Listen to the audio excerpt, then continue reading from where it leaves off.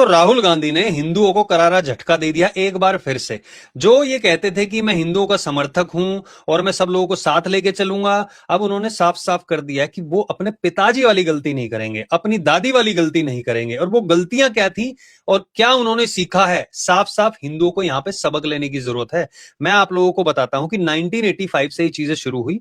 1985 में क्या हुआ, शाह बानो का केस था। शाह बानो के केस में सुप्रीम कोर्ट ने फैसला सुनाया, जिसको भी तलाक दिया जाता है मुस्लिम महिला को, उसको 3 महीने नहीं बल्कि लाइफ टाइम तक जो गुजारा भत्ता दिया जाना वो दिया जाएगा। राजीव गांधी ने क्या सोचा, ये तो हमारा मुस्लिम वोट बैंक खिसक जाएगा। अब उन्होंने सोच कैसे आई, वो इससे भी पीछे की बातें हैं।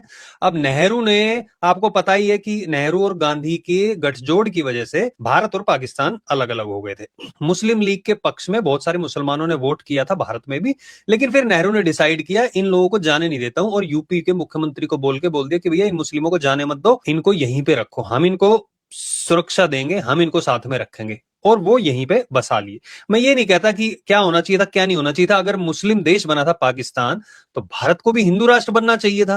तो सारा बीज जो बोया गया था वो जवाहरलाल नेहरू के द्वारा बोया गया था और महात्मा गांधी दोनों ने मिलकर बोया था। जो लोग महात्मा गांधी को महात्मा कहते हैं, मैं उनसे बिल्कुल भी सहमत नहीं हूं, क्योंकि गांधी के बहुत सारे कांड है जो आने वाले समय में भी सामने आएंगे। और मेरा सबसे पहली मांग तो सरकार से यह है कि नोट पे से गांधी को हटा देना चाहिए। आई डोंट नो कब होगा, लेकिन हटा देना चाहिए। आप लोग भी बताइए कमेंट सेक्शन में आप लोगों को क्या सोचना। मैं आपको लेके चलता हूं कि क्या हुआ था शाह बानो के केस में। ये सुप्रीम कोर्ट ने फैसला सुना दिया। राजीव गांधी ने सोचा, यार मुस्लिम जो हमारे सालों से दादा परदादाओं के वहां से वोट लेते आए, ये तो खिसक जाएंगे। हिंदुओं को तो हम बेवकूफ बना देंगे जातियों में बांट के, क्योंकि अंग्रेजों ने 1931 में जब लास्ट जनगणना की थी, एकदम से हजारों जातियां पैदा कर दी थी कि हिंदुओं को जातियों में उलझा के रखना, इनको बांटे रखना, एक दूसरे से लड़ते रहेंगे, मुस्लिमों को आगे लेके चलो, उनके फेवर में फैसले देते रहो। तो इन्होंने क्या किया, 1986 में एक बिल लेके आए और उस बिल में इन्होंने सुप्रीम कोर्ट के द्वारा दिया गया फैसला पलट दिया। यानी कि मुस्लिम महिलाओं को जिंदगी भर का भत्ता नहीं, बल्कि सिर्फ 3 महीने का भत्ता दिया जाएगा तलाक होने के बाद। क्योंकि तलाक तलाक तलाक 3 बार बोलना है, उसके बाद 3 महीने तक भत्ता दो, चलो भैया आगे। ये उन्होंने बदल दिया। गांधी ने 1986 में क्या किया, जो बाबरी मस्जिद वहां पर बनी हुई थी, जो ढांचा था वो खोल दिया। जिससे क्या हुआ, 1989 में एक पत्थर भी रखा उन्होंने कि भैया यहाँ पे राम मंदिर बनेगा, कि हिंदुओं को भी साथ लेके चलता हूं, मुस्लिमों को भी, और भैया हम तो सालों तक राज करेंगे। बस इतनी देर थी, मुस्लिम उससे खिलाफ हो गए। और उसी के बाद कुछ सालों बाद यही हुआ कि बाबरी को ध्वस्त कर दिया गया, क्योंकि वहां खोल दिया गया था। पहले कड़ी सुरक्षा के अंदर रखा जाता था।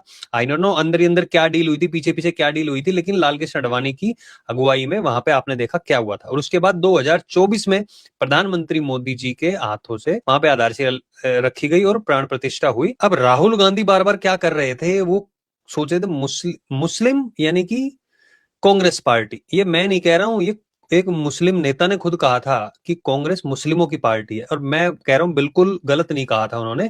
ये चीजें हमें पहले पता नहीं थी, ये चीजें दबा दी जाती थी। मैं बता रहा हूं भैया, मैं जब इंडिया में रहा करता था, अभी तो मैं ऑस्ट्रेलिया में आए मुझे 2 दशक से ज्यादा हो गए, जब मैं रहता था शुरू के जो मैंने वोट दिए थे वो मैंने भी कांग्रेस को दिए।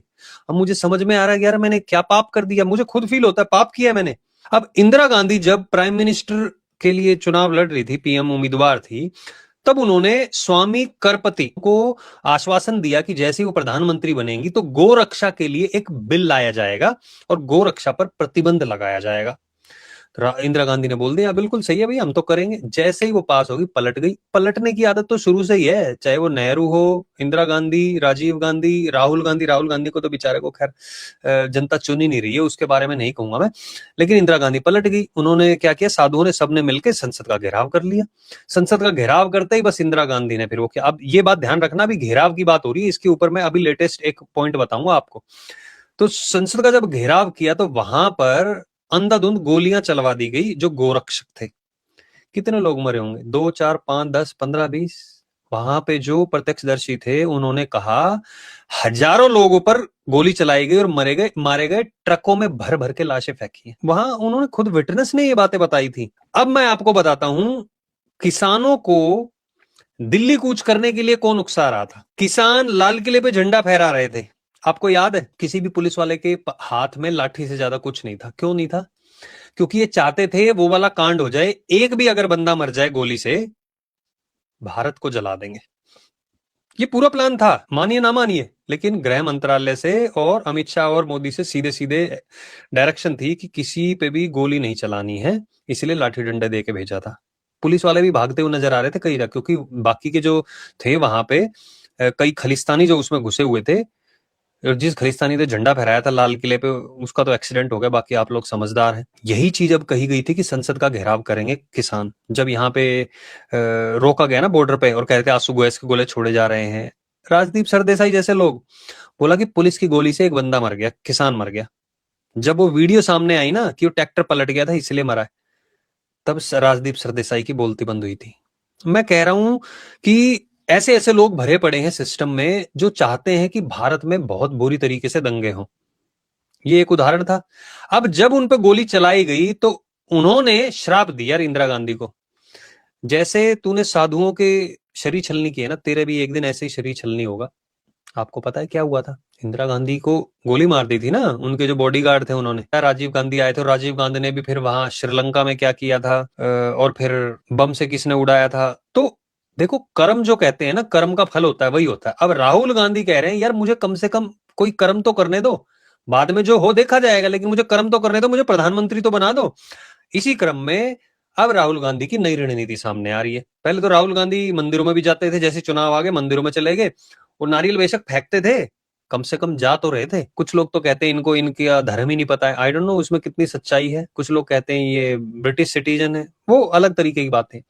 लेकिन अब इन्होंने ब्रिटिश फॉर्मूला ही अपना लिया। ब्रिटिश ने क्या किया था कि मुस्लिमों को ज्यादा से ज्यादा खाने पीने को दो, यानी कि उनका भला करो, उनके फेवर में डिसीजन लो, और हिंदुओं को जातियों में बांटो। सिर्फ राहुल गांधी नहीं है, पीडीए कौन कहता है? पीडीए पीडीए करता रहता है, पिछड़ा दलित आदिवासी, ये कहता है अखिलेश यादव। अब अखिलेश यादव ने क्या चीजें उठाई हुई हैं कि जो एसआईआर हो रहा है उसमें पीडीए के वोट काटे जा रहे हैं। भैया वो अपनी पिच पूरी तैयार करके चल रहा है, वो राहुल गांधी के साथ मिलकर चुनाव लड़ने भी नहीं वाला है 2027 में जब यूपी का होगा।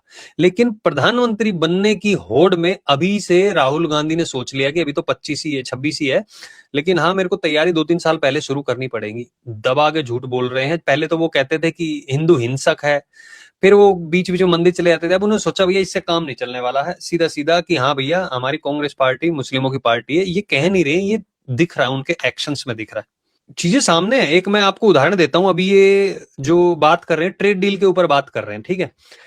ट्रेड डील में कह रहे हैं कि मोदी ने यूएसए के हाथों भारत को बेच दिया। आपको एक उदाहरण देता हूं मैं, ये खुद बात सुषमा स्वराज जी ने खड़ी होकर संसद में कहा था। उन्होंने कहा कि ये जो ट्रेड डील की बात करते हैं, 2008 में एक बार ऐसा टाइम आया था जब जेएनपी बंदरगाह जो है वहां पर पोर्ट पे अक्टूबर 2008 से भारत चीनी पहले तो बात तो बेच रहा है, पहले चीनी, ठीक है।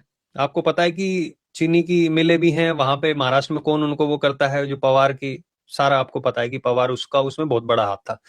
12 रुपए प्रति किलो चीनी जो है हम लोग एक्सपोर्ट कर रहे थे, मतलब हमारा देश एक्सपोर्ट कर रहा था।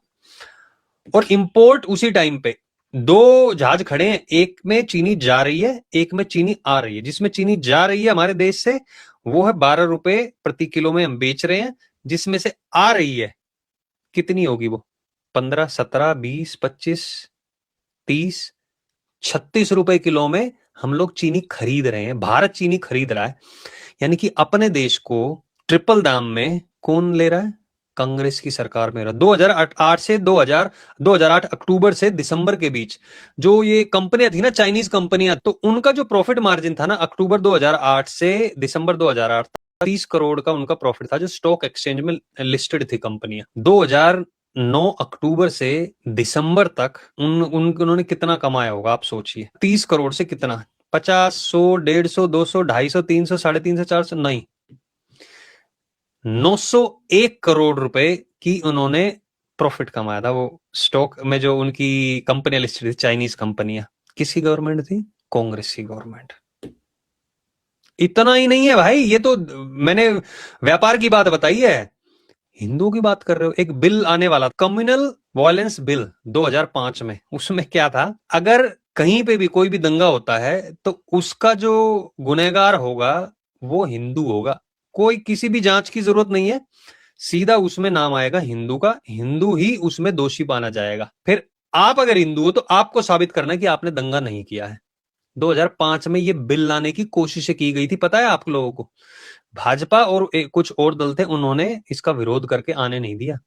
2005 में आप सोचिए, मुस्लिमों को प्लीज करने की कितनी बड़ी साजिश हो रही थी। अब देखो, आप जितने भी दंगे होते हैं मोस्टली उनमें कौन एक्यूज पाए जाते हैं, आप लोगों के सामने।